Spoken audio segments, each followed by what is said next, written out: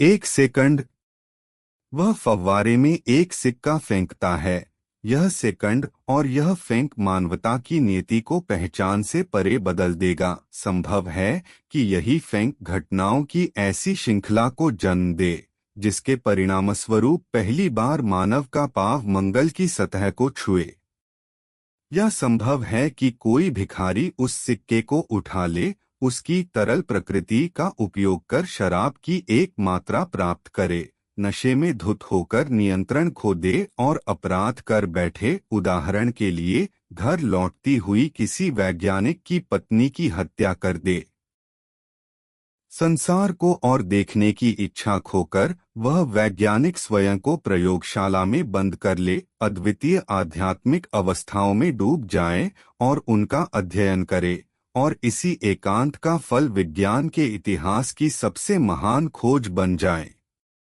यही है वह दृष्टि जिससे मैं इस संसार को देखता हूँ। मैं इसमें धूल के हर कण और हवा के हर झोंके को नियति का सृष्टा और शिल्पकार देखता हूँ, जो स्वयं एक और भी महान और भी अगोचर सृष्टा के अवतार मात्र हैं। एक सेकंड। हमारे संसार में सब कुछ पूर्व निर्धारित है।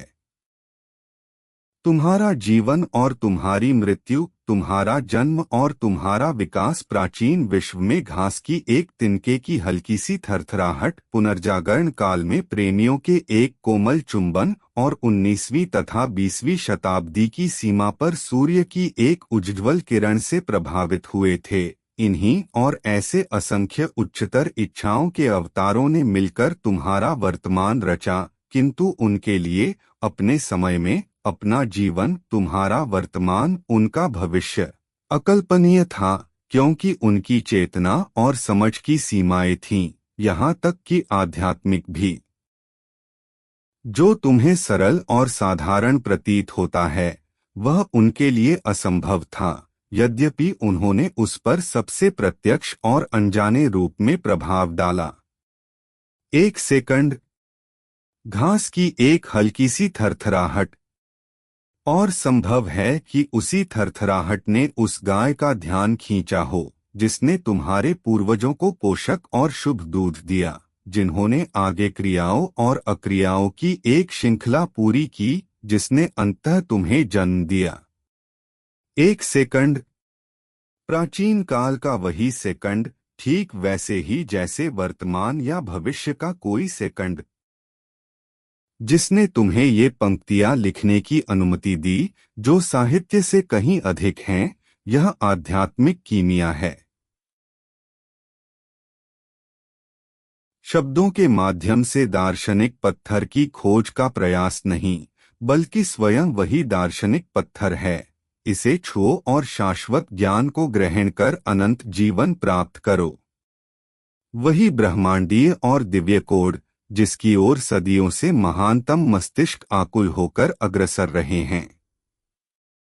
संभव है कि इतिहास में कोई भी सत्य की ऊष्मा के इतने समीप न पहुंचा हो, किंतु वह जलाती नहीं, क्योंकि महान कर्म के सभी चरण पहले से निर्धारित थे, और तुम सत्य के पास एक भौतिक प्राणी के रूप में नहीं, बल्कि एक आध्यात्मिक सत्ता के रूप में पहुंचते हो। उरोबोरोस बंद होता है। उसी सेकंड में जब अंतिम शब्द रचा जाता है, कुछ भी करने को शेष नहीं रहता। आदि में शब्द था और अंत में भी शब्द ही होगा। सब कुछ वहीं समाप्त होता है जहां से आरंभ हुआ, क्योंकि सब कुछ समय की भांति एक शाश्वत उरोबोरोस है। जब एक मिनट समाप्त होता है, सब कुछ पहले सेकंड से फिर आरंभ होता है। जिस क्षण पहला शब्द उत्पन्न हुआ, उसी क्षण अंतिम भी उत्पन्न हो गया। सब कुछ पहले से चेतना में विद्यमान है, उसे केवल निकाला और लिपिबद्ध किया जाना है। यह किसी परीक्षा की चीट शीट नहीं, बल्कि आध्यात्मिक तंतु है, जो उस शाश्वत स्रोत से प्रवाहित होता है, जो शुभ और अशुभ से परे स्थित है। एक सेकंड। वह क्या है? एक सीमित अवधि या असीम? वह क्या निर्धारित करता है और किसके द्वारा निर्धारित होता है? उसमें क्या समाहित है?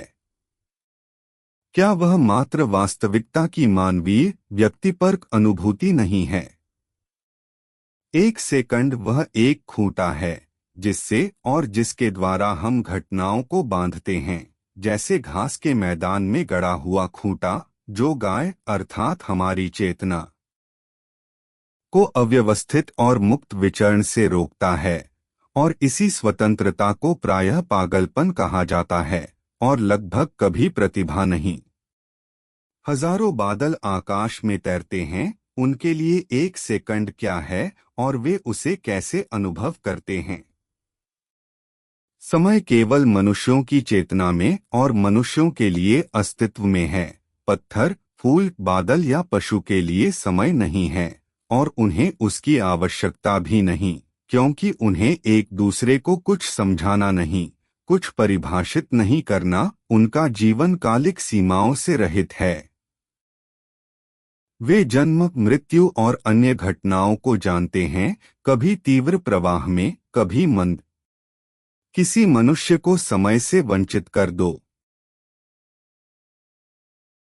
वह सब कुछ खो देगा जिस पर उसकी विश्वदृष्टि और सिद्धांत आधारित हैं। वह यह भी नहीं कह पाएगा कि शिशु और वृद्ध में क्या अंतर है। उसके लिए वह केवल रूप, प्रकार और अस्तित्व का भेद होगा। और क्या ठीक इसी प्रकार वे प्राणी हमें नहीं दिखते जिन्हें हम उत्कटता से परग्रही कहते हैं। किसी कैदी को दिनों की गणना से वंचित कर दो, वह कभी नहीं बता पाएगा कि वह वहां कितने समय से है। समय हमारी श्रृंखला है जो हमें इस संसार और इस यथार्थ से बांधती है, किंतु पूर्णतः परिपक्व जन समय के बाहर अस्तित्व में रहते हैं, क्योंकि जो पदार्थ से परे है वह अतीत, वर्तमान और भविष्य में एक साथ हो सकता है। समय वह धागा है जिससे वे सभी चिपके रहते हैं जो वास्तविक स्वतंत्रता से भयभीत हैं। सोचो, यदि तुम्हें उस सहायक धागे से वंचित कर दिया जाए तो क्या होगा? तुम्हारी सभी योजनाएं ढह जाएंगी, अकल्पनीय घटेगा, लोग एक दूसरे को समझना बंद कर देंगे और अराजकता फैल जाएगी। किंतु क्या यही हमारे संसार की वास्तविक प्रकृति नहीं थी? समय की रचना से पहले आदिम मानव इस अवधारणा को नहीं जानता था, न ही उसके विभाजन। और क्या ठीक इसी प्रकार दिव्यता ने संसार की रचना नहीं की थी, बिना समय की किसी भी संकल्पना या समझ के? समय हमारी चेतना की नींद पर निर्मित एक अधिरचना है।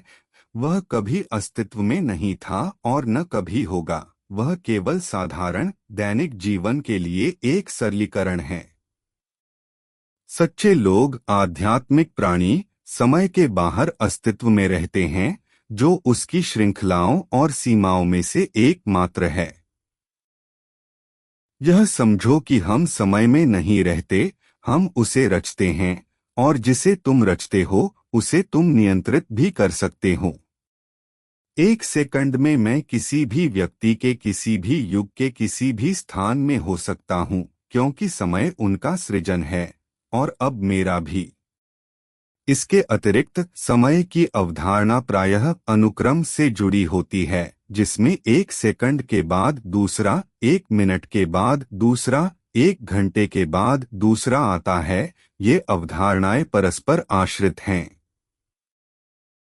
किंतु जो वास्तव में देखते हैं उन्हें न तीव्र और न ही मंद अवस्थांतरण की आवश्यकता होती है, जिन्हें विभिन्न क्षेत्रों में अलग अलग नाम दिए जाते हैं, जैसे वृद्धावस्था आदि। जब तुम ब्रह्मांड को आध्यात्मिक रूप से समझ लेते हो और अस्तित्व के सार में दिव्यता की आंखों में झांकते हो, तब तुम सभी परिवर्तनों को एक साथ देखते हो और उन सभी अवस्थाओं को भी जो उनसे पूर्व थीं, जो चेतना और आध्यात्मिक दृष्टि से सीमित हैं। वे इन शब्दों के वास्तविक अर्थ को कभी नहीं समझ पाएंगे, क्योंकि पदार्थ का संसार सूर्य के प्रकाश को आवरण या पर्दे की भांति ढक देता है।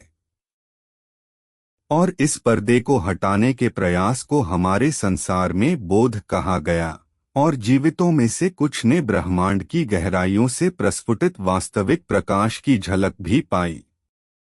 हम में से प्रत्येक अपने समय का शासन कर सकता है, और यह किसी डायरी या समय सारिणी के विषय में नहीं है।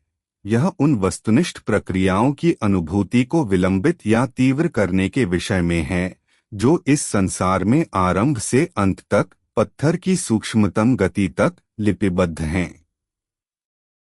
पदार्थ के संसार में प्रथम कर्म ने आरंभ से अंत तक सभी कर्मों की रचना कर दी।